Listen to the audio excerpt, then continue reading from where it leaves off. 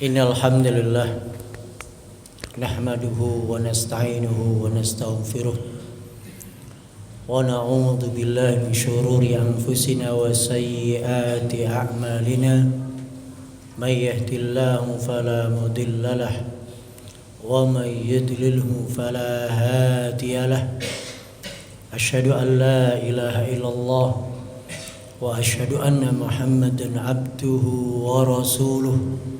قال الله تعالى في القرآن العظيم يا أيها الناس اتقوا ربكم الذي خلقكم من نفس واحدة وخلق منها زوجها وبث منهما رجالا كثيرا ونساء واتقوا الله الذي تساءلون به والأرحام إن الله كان عليكم رقيبا يا أيها الذين آمنوا اتقوا الله حق تقاته ولا تموتن إلا وأنتم مسلمون يا أيها الذين آمنوا اتقوا الله وقولوا قولا سديدا يصلح لكم أعمالكم ويغفر لكم ذنوبكم ومن يطع الله ورسوله فقد فاز فوزا عظيما. Wa ba'du fa inna asdaqal hadits kitabullah wa khairal hadi hadi Muhammadin sallallahu alaihi wasallam wa syarrul umuri muhdatsatuha fa inna kulla muhdatsatin bid'ah wa kulla bid'atin dhalalah wa kulla dhalalatin finnar. Ma'asyiral muslimin jamaah salat Jumat rahimakumullah. Pada kesempatan kali ini kita ambil faedah hadis yang diriwayatkan oleh Abdullah bin Abbas radhiyallahu anhuma dengan banyak riwayat yang riwayat ini saling melengkapi kisahnya. Di antara diriwayatkan oleh Imam Bukhari, Imam Muslim, dan juga Imam Hakim, Imam Al-Haythami, Al-Imam Al-Humaidi dan yang lainnya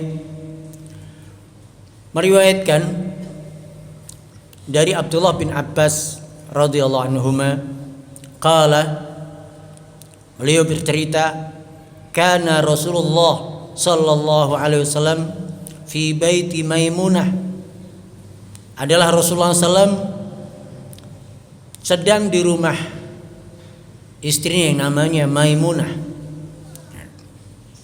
Maimunah adalah bibinya Abdullah bin Abbas.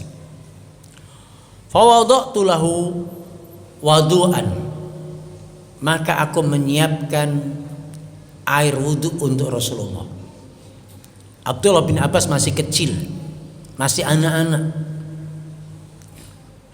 Dan di Arab, di Madinah susah air untuk wudhu, untuk buang hajat, susah air.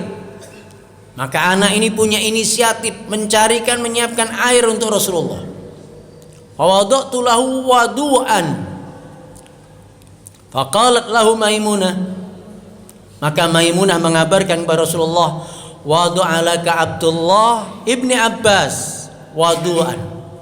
Wahai Rasulullah, Abdullah bin Abbas telah menyiapkan air wudhu untuk kamu.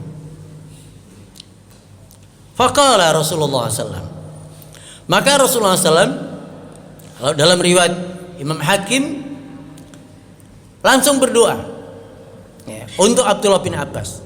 Tapi dalam riwayat Al-Imam Al-Haythami, beliau mendatangi Abdullah bin Abbas setelah berwudu, kemudian memegang pundaknya, kemudian berdoa, Allahumma faqihhu fid-din wa'allimhu ta'wila. Doa Rasulullah SAW untuk Abdullah bin Abbas adalah, ya Allah, Allahumma faqihhu fid-din, ya Allah pahamkan dia tentang agama dan ajarkan dia tafsirnya, takwilnya. Dari hadis ini kita mengambil beberapa pelajaran. Yang pertama adalah bagaimana seorang anak mau melayani Rasulullah SAW. Seorang anak, dunia anak adalah dunia bermain. Akan tapi anak ini spesial. Anak ini spesial, ingin melayani gurunya, melayani Rasulullah SAW, ingin mendapatkan keberkahan dalam hidupnya. Ada sesuatu, apa yang bisa saya lakukan untuk guruku? Apa yang bisa saya lakukan untuk melayani guruku, memuliakannya? Abdullah bin Abbas, anak-anak tapi sudah punya inisiatif yang luar biasa. Maka kalau kita punya guru, hai para jamaah, layanilah, muliakanlah. Di sana ada keberkahan, di sana ada adab yang baik seorang murid kepada gurunya. Abdullah bin Abbas, anak kecil, telah mengajari kita. Rasulullah susah untuk mendapatkan air wudhu. Dia berinisiatif menyiapkan air wudhu untuk Rasulullah. Padahal enaknya adalah seorang anak itu bermain. Akan tapi Abdullah bin Abbas tidak. Dia ingin mendapatkan keberkahan, kedekatan emosional, kejiwaan dengan gurunya, akan mendapatkan keberkahan dalam hidupnya. Dan ternyata benar, setelah itu dia mendapatkan doa Rasulullah SAW, doanya Rasulullah SAW. Nah, faedah yang kedua, seorang guru hendaknya dia berusaha mengapresiasi, membalas kebaikan muridnya. Orang tua hendaknya berusaha membalas kebaikan anaknya, sedikit apapun, hendaknya kita bisa menghargainya, mengapresiasinya. Minimalnya adalah doa, barakallahu fikum. Anaknya pulang cepat, barakallahu fikna, semoga engkau selalu mendapatkan keberkahan, pulang lebih cepat. Anaknya mau sholat berjamaah, barakallahu fikna, semoga engkau menjadi anak saleh, engkau selalu sholat berjamaah. Anaknya mau ngaji, barakallahu fik, jangan diam, tapi apresiasi, hargai kebaikan anak kita. Anak mau belajar sendiri, inisiatifnya sudah ada, baik. Hargailah. Dan Rasulullah mengapresiasinya dengan doa. Doa untuk Abdullah bin Abbas. Kemudian Rasulullah tadi meletakkan tangannya di pundaknya Abdullah bin Abbas. Baru kemudian doa, menunjukkan kerapatan, menunjukkan kedekatan, menunjukkan akrabnya seorang guru kepada murid. Bagaimana ketika seorang murid dipegang pundaknya oleh gurunya? Tentu merasa senang. Guruku menyayangiku. Sentuhan guru kepada muridnya adalah bentuk kasih sayang, bentuk pemuliaan.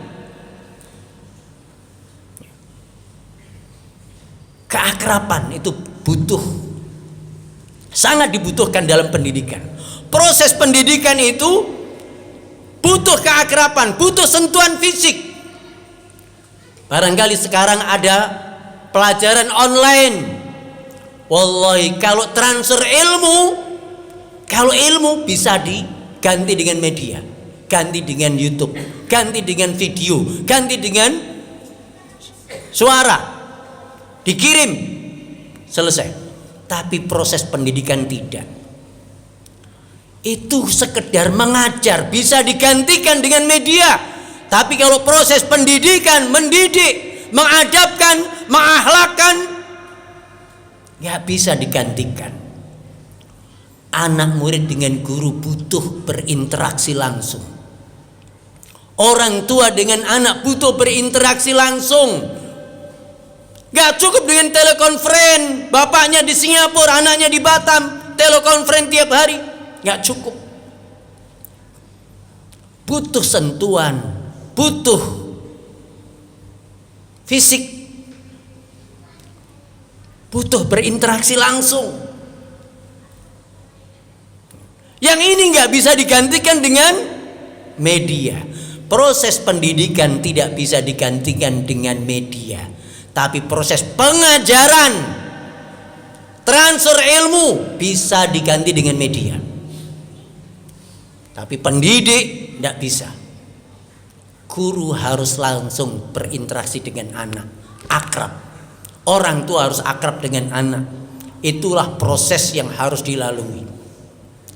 Kedekatan fisik, kedekatan jiwa, kedekatan perasaan, itu sangat menentukan tentang keberhasilan dalam pendidikan.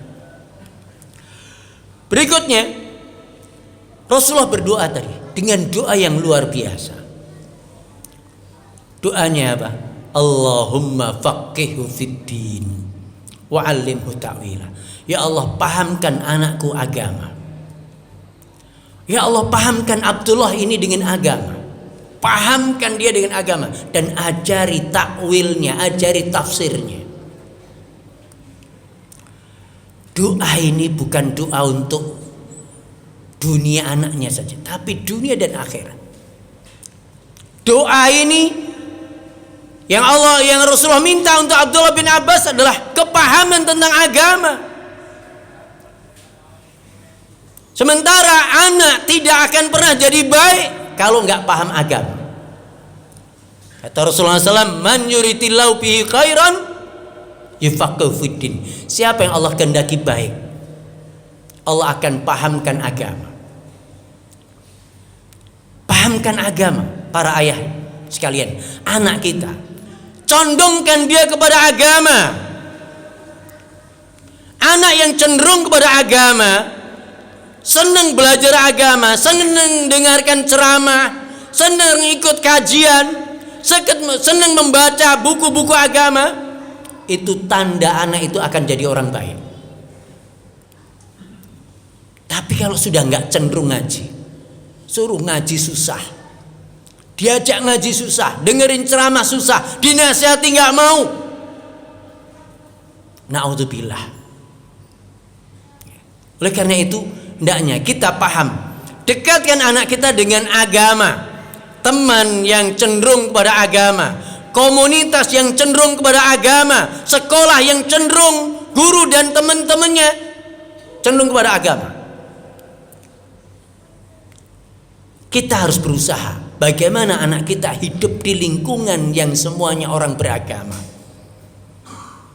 orang yang menjunjung tinggi agama, orang yang nampak kesolehannya, nampak ketakwaannya, nampak takutnya kepada Allah Ta'ala. Inilah cikal bakal kebaikan dan keberkahan anak kita. Dan Rasulullah doa untuk Abdullah bin Abbas, ya Allah pahamkan dia agama dan ajari takwilnya. Dan beliau akhirnya menjelma menjadi seorang ahli tafsir, seorang sahabat yang terkemuka dalam bidang tafsir karena doa Rasulullah SAW.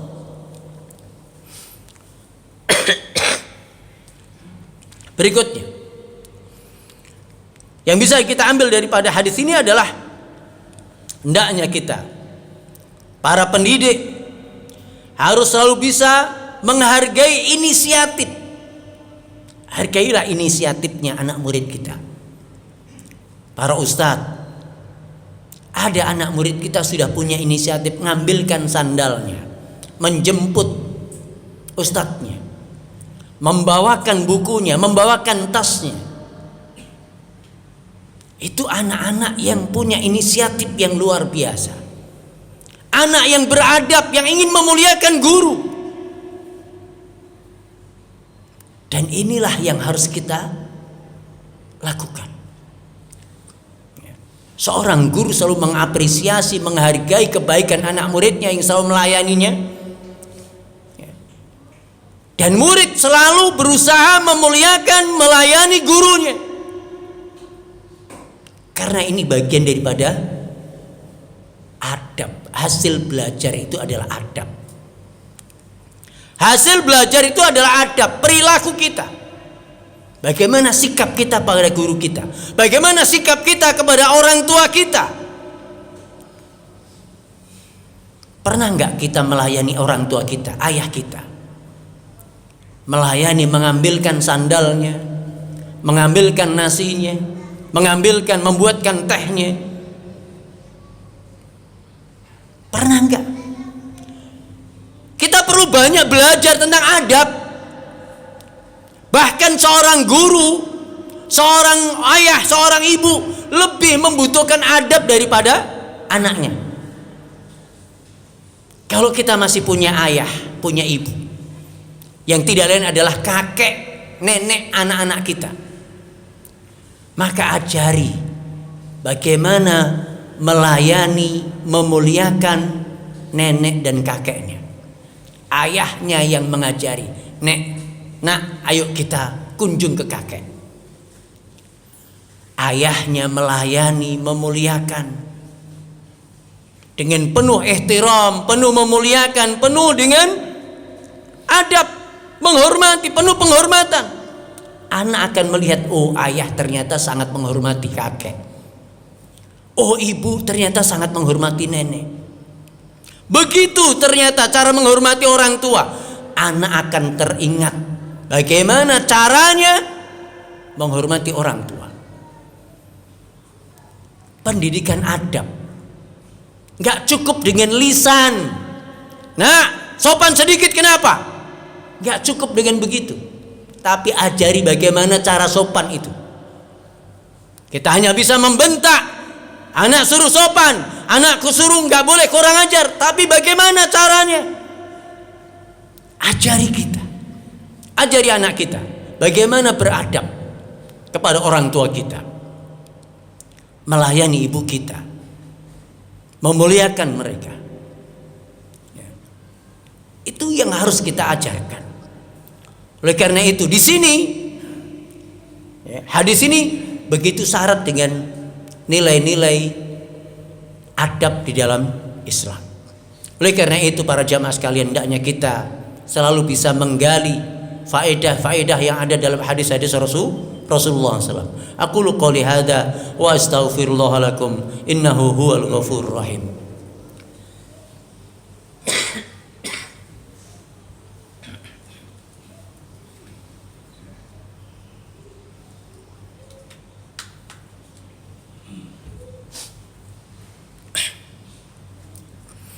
Alhamdulillahirabbil alamin. Wassalatu wassalamu ala asrafil anbiya wal mursalin wa ala alihi wa sahbihi ajma'in. Wa ba'du. Ma'asyiral muslimin rahimakumullah. Di khutbah yang kedua ini saya ingin menyampaikan satu kritik sebagian orang tua yang tidak bisa memuji anaknya ketika dia berbuat baik, tetapi selalu marah kepada anak ketika salah. Kesalahannya dimarah, kekurangannya dimarah, dibentak, dicaci, dipukul. Baiknya diam 1000 bahasa. Ketahuilah dunia anak. Dunia anak adalah dunia pujian. Kita harus paham, dunia anak adalah dunia pujian. Kalau kita ingin anak kita selalu bersolat 5 waktu ke masjid, saat dia melakukan salat 5 waktu di masjid, berikan apresiasi. Masya Allah, barakallahu fikum. Kamu anak hebat, kamu anak saleh. Berapa banyak tadi langkahmu ke masjid, dari rumah ke masjid, sudah berapa pahala yang kamu dapatkan? Sudah berapa dosa yang Allah hapuskan dengan langkahmu ke masjid? Berikan gambaran begitu banyaknya faedah yang dia lakukan salat ke masjid. Makanya akhirnya setelah dia mendapatkan apresiasi, dihargai, dipuji, dia akan ringan untuk salat ke masjid. Ketika dia membaca Al-Quran 5 menit, 10 menit, dapat setengah halaman atau 1 halaman, barakallahu fikna. Coba kamu perhatikan, 5 menit kamu sudah berapa ayat, berapa huruf, kalikan 10, pahalanya berapa? Lihat teman-temanmu yang tidak baca Quran, gak dapat pahala sedikit pun, tapi kamu sudah mendapatkan pahala sekian ratus. Barakallahu fikna. Semoga kamu istiqomah untuk selalu membaca Al-Quran. Itu cara menghargai anak. Jangan ketika dia sholat 5 waktu diam, ngaji diam, belajar diam, salah sedikit kena bentak, salah sedikit kena maki.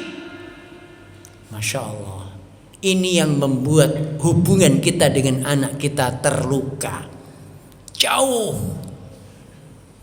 Anak kita nggak dekat dengan kita karena baiknya nggak pernah diapresiasi, nggak pernah dipuji, nggak pernah dihargai. Salahnya selalu dikena marah. Semoga Allah Ta'ala menjauhkan kita dari sifat yang buruk seperti ini. Dan semoga Allah Ta'ala selalu memudahkan kita dalam mendidik anak-anak kita. Innallaha wa malaikatahu yusholluna 'alan nabi ya ayyuhalladzina amanu sallu 'alaihi wa sallimu taslima.